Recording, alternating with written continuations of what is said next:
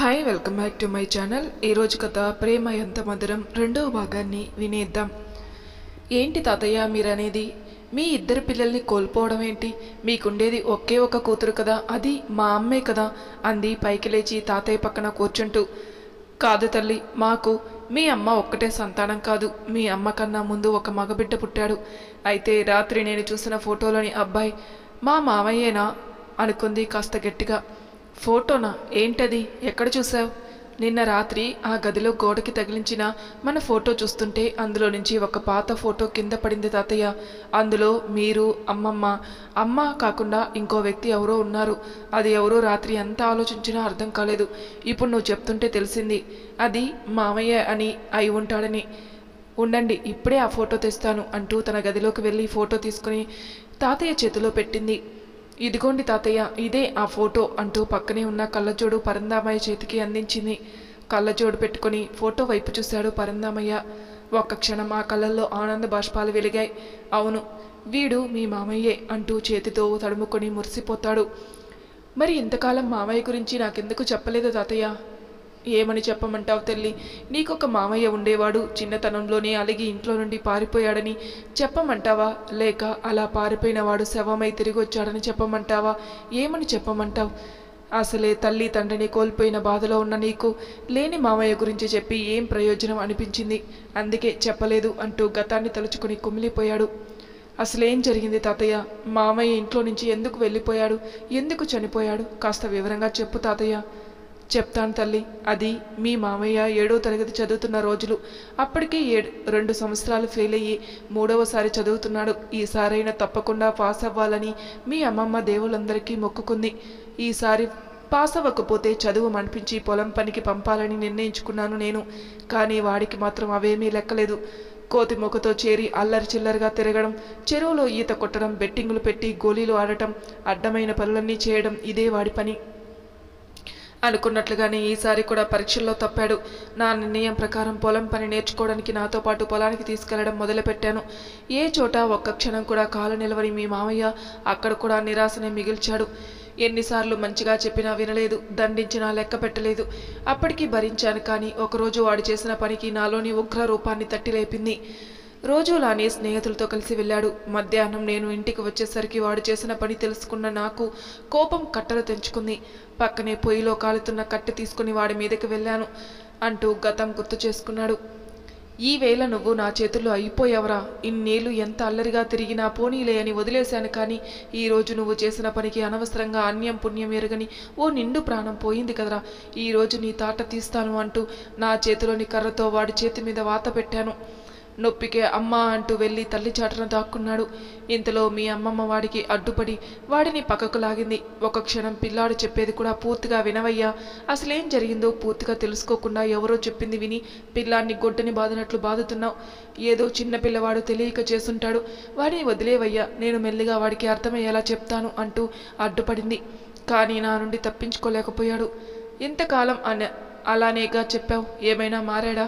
వీడు మారడు అంటూ కోపంగా వాడి వైపు చూశాను. ఇంకొకసారి నా కళ్ళ ముందు కనిపించావంటే నిన్నేమి చేస్తానో నాకే తెలీదు. పో ఇక్కడ నుండి, పనికి మాలిన వెధవ అంటూ 2 దెబ్బలు వేయగానే కాలిన గాయాల నొప్పులతో బోరుమని ఏడుస్తూ బయటకు వెళ్ళిపోయాడు. అలా వెళ్ళిన వాడు చాలా రోజుల వరకు తిరిగి రాలేదు. తెలిసిన వాళ్ళు, తెలియని వాళ్ళు, అయిన వాళ్ళు, కాని వాళ్ళు ఇలా అందరినీ అడిగాం. వాడు ఎక్కడికి వెళ్ళాడో ఎవరికీ తెలియలేదు. 4 రోజులు పోతే వాడే వస్తాడనుకుని ఎదురు చూసాం, కానీ రాలేదు. పోలీస్ స్టేషన్లో ఫిర్యాదు చేశాం, ఫలితం లేకపోయింది. వాళ్ళు కూడా అంతా వెతికి అలసిపోయారు. చివరికి 2 నెలల తర్వాత వాడి శవాన్ని మాకు అప్పగించారు. అది జరిగిన కొన్ని రోజులకి మీ అమ్మమ్మ ఆరోగ్యం బాగులేకుండా పోయింది.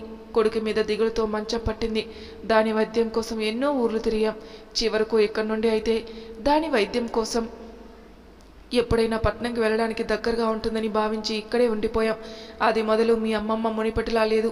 ఆ తర్వాత మీ అమ్మా నాన్నల మరణం మీ అమ్మమ్మని మానసికంగా ఇంకా కురంగదీసింది.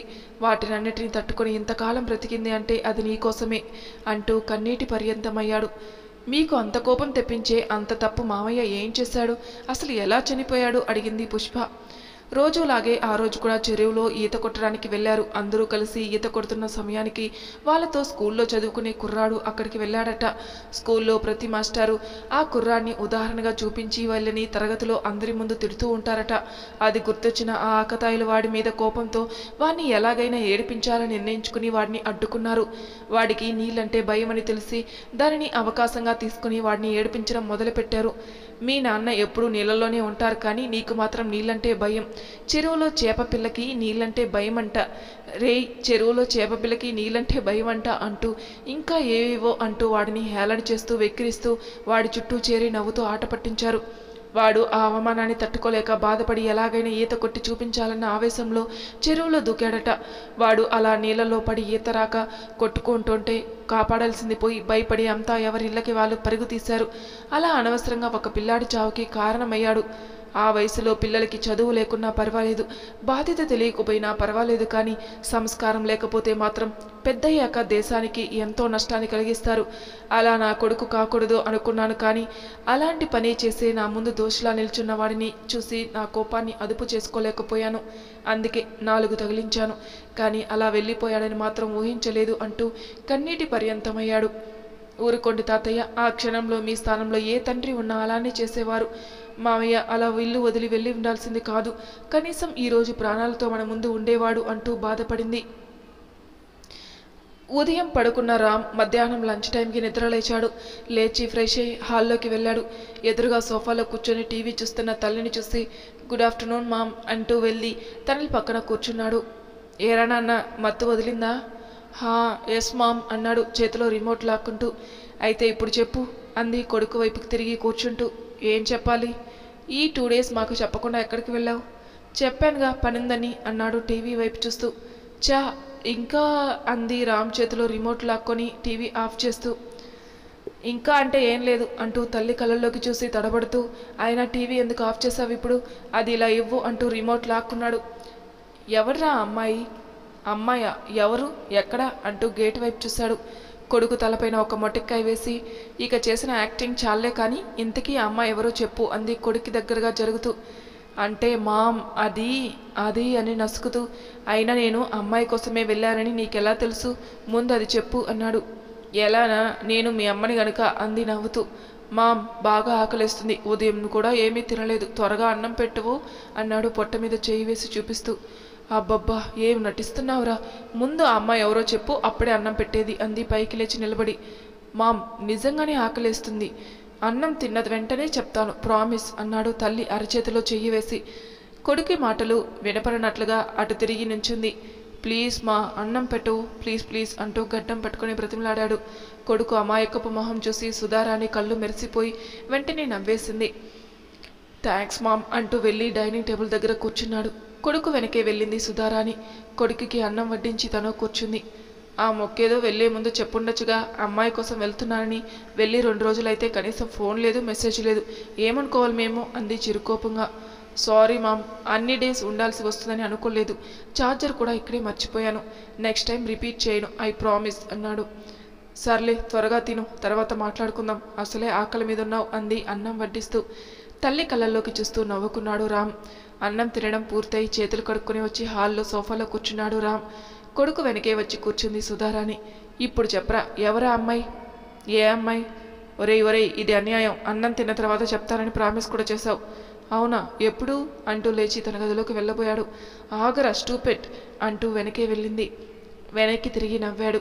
అబద్ధాలు చెప్తే రాక్షస జాతి ఆడపిల్లలు పుడతారు, జాగ్రత్త. అవునా, అయితే ఇంకా మంచిది, నాకు మా అమ్మ లాంటి ఆడపిల్లలు 10 మంది కావాలి. రేయ్, నేను నీ కంటికి రాక్షసులా కనబోతున్నానా? No mom, I'm just kidding, you are my sweet sweet sweet mother. అయితే ఆ అమ్మాయి ఎవరో చెప్పవన్నమాట అంది రామ్ గదిలోకి వెళ్తూ. నో ఛాన్స్ అన్నాడు ఉదయం తెచ్చిన బ్యాగ్లోని బట్టలు తీసి తల్లి చేతిలో పెడుతూ. పోనీ అమ్మాయి పేరన్నా చెప్పరా అంది వెనక్కి తిరిగి వెళ్తూ. ల్యాప్టాప్ బ్యాగ్ చేతిలోకి తీసుకుంటూ ఏమీ వినపడినట్లుగా నటించాడు. షూ వేసుకుని ఆఫీస్కి బయలుదేరాడు రామ్. బాస్ గదిలో నుండి బయటికి వచ్చిన నేత్ర పుష్పకి ఫోన్ చేసింది. ఫోన్ లిఫ్ట్ చేసిన పుష్ప నేత్ర గొంతు వినగానే కళ్ళు తుడుచుకుని, హా చెప్పు నేత్ర, క్షేమంగానే చేరుకున్నావు కదా? నేను క్షేమంగానే చేరుకున్నాను, కానీ ఇంతకీ తాతయ్య ఎలా ఉన్నారు?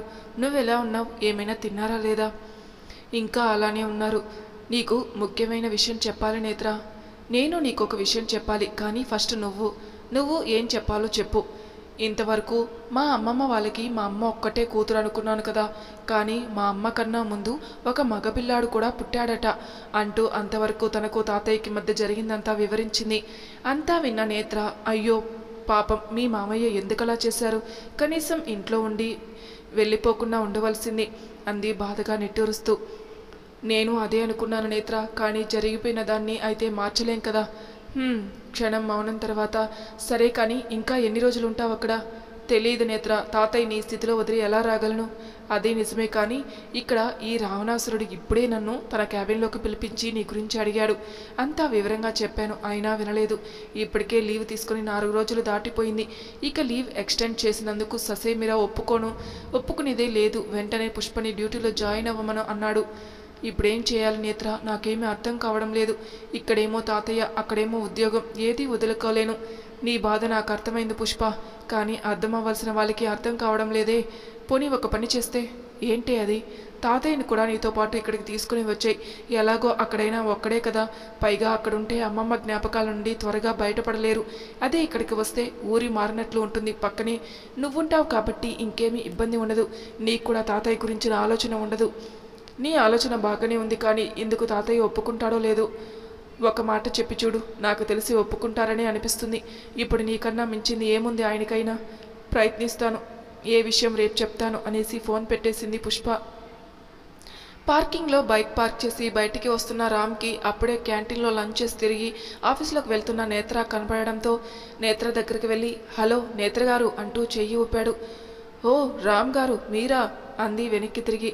మొత్తానికి హైదరాబాద్ చేరుకున్నారనమాట అంది ఎదురుగా వచ్చి నిలబడి. ఏదో లేండి, మొత్తానికి హైదరాబాద్ చేరాను.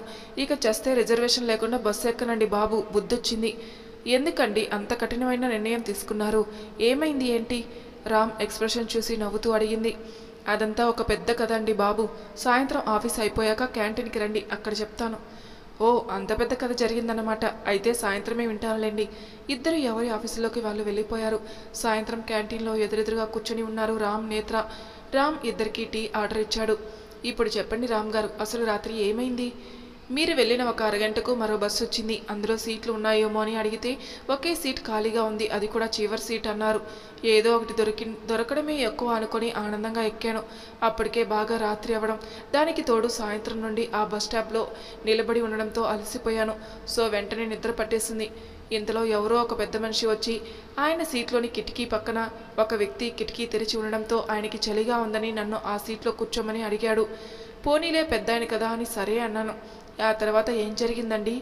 రామ్ చెప్పేది ఎంతో శ్రద్ధగా వింటూ అడిగింది నేత్ర. ఆ తర్వాత ఏమవుతుందండి? నేను వెళ్ళి ఆయన సీట్లో కూర్చున్నాను. ఆ తర్వాత నిద్రలేచి చూస్తే హైదరాబాద్లో ఉన్నాను. మరి ఇందాకేదో పెద్ద కథ అన్నారు, అది ఇదేనా అంది నవ్వుతూ. పెద్దగా చెప్తే పెద్దది, చిన్నగా చెప్తే చిన్నది. మన కథ మన ఇష్టం కదా, అందుకే అలా అన్నాను అన్నాడు నవ్వుతూ. ఇది చెప్పడానికేనా క్యాంటీన్కి రమ్మన్నారు?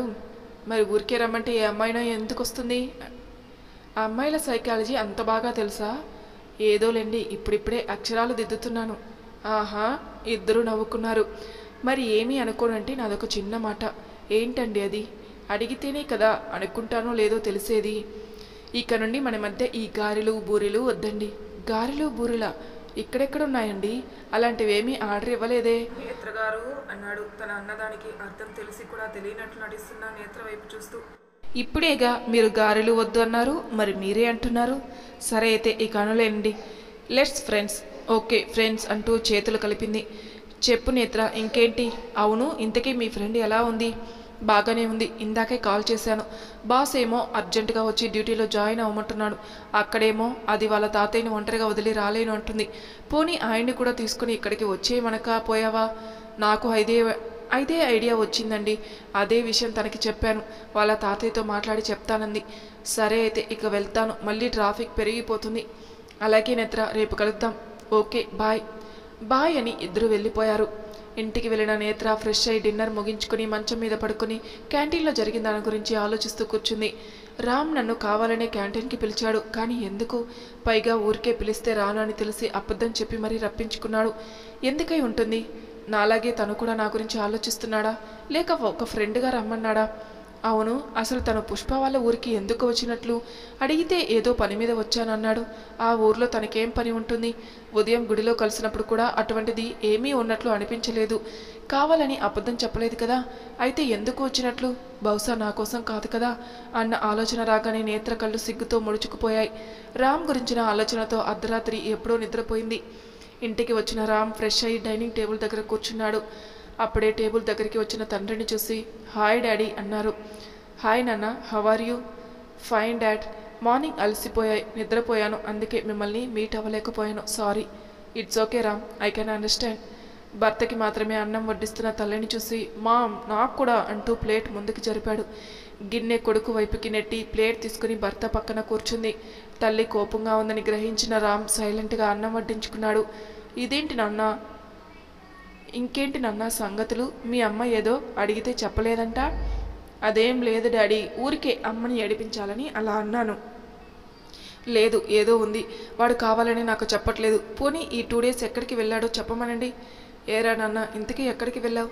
మా ఫ్రెండ్ సిస్టర్ మ్యారేజ్ అయితే ఒక్కడే చేసుకోలేక కాస్త హెల్ప్ కావాలి అన్నాడు, అందుకే వెళ్ళాను. కాదు, అంతా అబద్ధం. కావాలని అబద్ధం చెప్తున్నాను. ఫ్రెండ్ పని మీద అయితే చెప్పకుండా ఎందుకు వెళ్ళడం? అప్పటికప్పుడు పెళ్ళి ఫిక్స్ అవ్వదు కదా. హెల్ప్ కావాలని అప్పటికప్పుడు అడగరు కదా.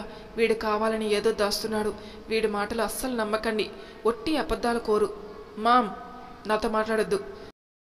అన్నం తినడం పూర్తయి లేచి వెళ్తూ మీ ఇద్దరికి ఇది ఎప్పుడు ఉండేదేగా, కానివ్వండి. అదేదో మీరిద్దరే తేల్చుకోండి. ఏ విషయమో తెలిస్తే నాకు చెప్పు అంటూ భార్య వైపు చూసి గదిలోకి వెళ్ళిపోయాడు. Ma'am, I am sorry. ఒక్కసారి నేను చెప్పేది విను. నేను వినను. ఒక్కసారి వింటేనే కదా ఏం చెప్తున్నానో తెలిసేది. ఏం చెప్తావు? ఆ అమ్మాయి ఎవరో ఏంటో చెప్తావా? చెప్పు, వింటాను.